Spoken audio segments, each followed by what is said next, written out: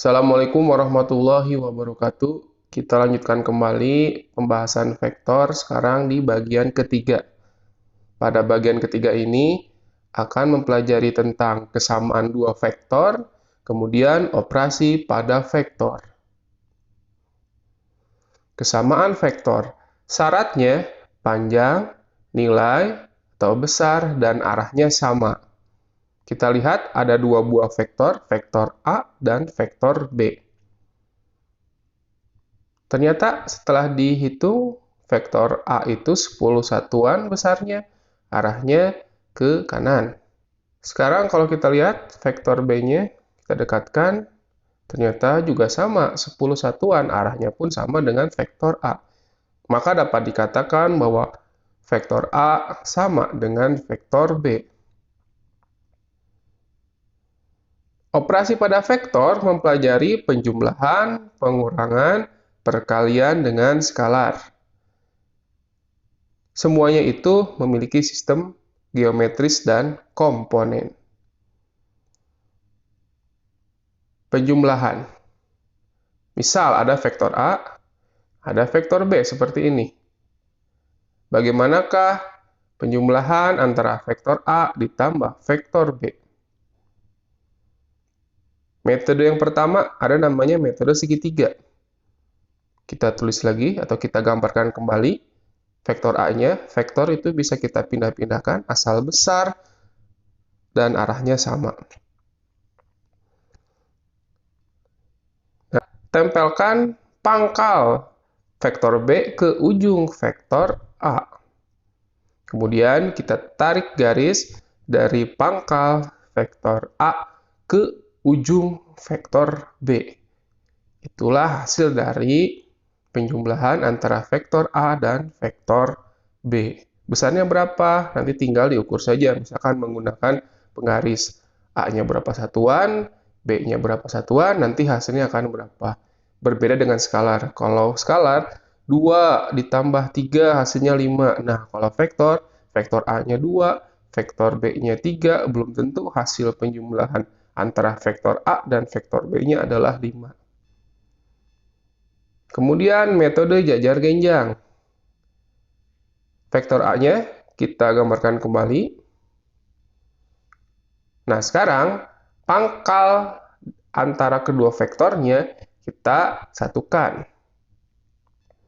Kemudian kita bikin garis seperti ini, jadi seolah-olah menjadi atau membuat sebuah jajar genjang. Kemudian kita tarik garisnya dari perpaduan antara pangkal vektor A dan vektor B, kita tarik sampai ke perpotongan tadi garis putus-putusnya. Nah, itulah penjumlahan antara vektor A dan vektor B. Antara metode segitiga dan metode jajar genjang, itu hasilnya akan sama. Sekarang bagaimana kalau vektornya ada 3? Bagaimanakah hasil dari penjumlahan antara vektor A ditambah vektor B ditambah vektor C? Metode segitiga. Nah, seperti itu ya. Kita pasang-pasangkan selalu antara ujung dengan pangkal vektor setelahnya. Kemudian tarik pangkal vektor awal dan ujung vektor terakhirnya. Itulah penjumlahannya. Kalau vektornya lebih dari 2, metode segitiga ini disebut juga metode poligon. Karena pada dasarnya metode segitiga ini termasuk bagian dari poligon. Kalau metode jajar genjang seperti ini ya, ada vektor A, sama seperti sebelumnya, inilah vektor A ditambah B. Nah, kita pindahkan dulu A plus B-nya. Sekarang kita gabungkan dengan vektor C. Inilah vektor A ditambah vektor B ditambah vektor C. Hasilnya sama. Bagaimana kalau pengurangan? A dikurangi B. Metodenya jajar genjang. Kita cari sekarang, kalau vektor B-nya seperti yang awal, arahnya seperti itu, Untuk mencari minus B-nya, tinggal arahnya di kebalikannya. Itulah vektor minus B. Sehingga kita gambarkan vektor A-nya. Kita gabungkan dengan vektor min B. Buat menjadi sebuah jajar genjang, kita tarik. Nah, inilah vektor A dikurangi B. Bagaimana kalau vektor B dikurangi vektor C dikurangi vektor A? Nah, ini lebih baik kita gunakan metode poligon saja. Itulah vektor minus A dan minus C. Kita gambarkan kembali vektor B-nya, kemudian vektor min C, dan vektor min A. Inilah hasil dari vektor B dikurangi vektor C dikurangi vektor A. Perkalian dengan skalar. Kalau ada sebuah vektor A, ditanya berapakah vektor 3A-nya? 3 kali dari vektor A-nya. Artinya vektor A-nya menjadi kelipatan. Ada 3 kelipatannya. Itulah vektor 3A. Karena ada vektor B. Ditanya min 2B, atau min 2 dikali B. Kita cari saja vektor min B-nya dulu. Nah, 2 kalinya. Itulah vektor min 2B. Operasi pada vektor sistemnya komponen. Jika ada vektor A, komponennya X1, Y1, dan Z1, kemudian ada vektor B, komponennya X2, Y2, dan Z2, dan K adalah suatu nilai skalar, maka perlu digarisbawahi bahwa ini vektornya dalam 3 dimensi. Kalau dalam 2 dimensi, maka komponen Z-nya tinggal dihilangkan saja. Penjumlahan. Tinggal tambahkan saja tiap komponennya. X dengan X, Y dengan Y, Z dengan Z. Berlaku sifat komutatif dan asosiatif.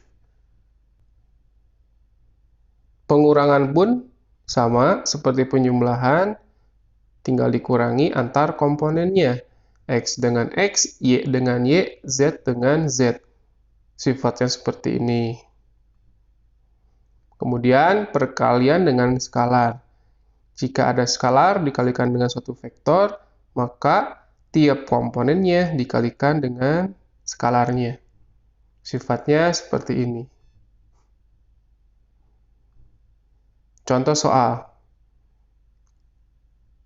Berapakah penjumlahan antara vektor AB ditambah vektor BC ditambah vektor CD? Kalau tidak ada gambarnya, maka kita ingat kalau ada seperti ini artinya vektor perpindahan. Vektor A ke vektor B. Posisi awalnya di titik A, posisi akhir di titik B. Dilanjut lagi dengan vektor B ditambah C. Kemudian ditambah vektor C dan D. Ini artinya dari B-nya itu lanjut ke C. Dari C lanjut ke D. Maka vektor perpindahannya, penjumlahannya adalah awalnya di A dan akhirnya di D. Nomor 2, diketahui vektor A 6,4, B 1,0, dan C min 5,4. Artinya ini dalam 2 dimensi. Jika vektor D adalah penjumlahan antara setengah A ditambah B, kemudian dikurangi vektor C, maka panjang vektor D adalah, kita jawab, yang pertama, kita lakukan dulu penjumlahan dan pengurangannya. Karena vektor A dikalikan dengan skalar setengah, kita kalikan antar komponennya. Yang tadi gini di soal dalam bentuk baris, kita buat dalam bentuk kolom. Kemudian kita tambah dan kita kurangi antar komponennya. X dengan X, Y dengan Y, karena dalam 2 dimensi. Hasilnya 9 min 6. Dan jangan lupa kita mencari panjang vektor. komponennya, tiap komponennya dikuadratkan, kemudian dijumlahkan, dan jangan lupa diakarkan. Hasilnya kita sederhanakan adalah 3 akar 13 satuan. Terima kasih.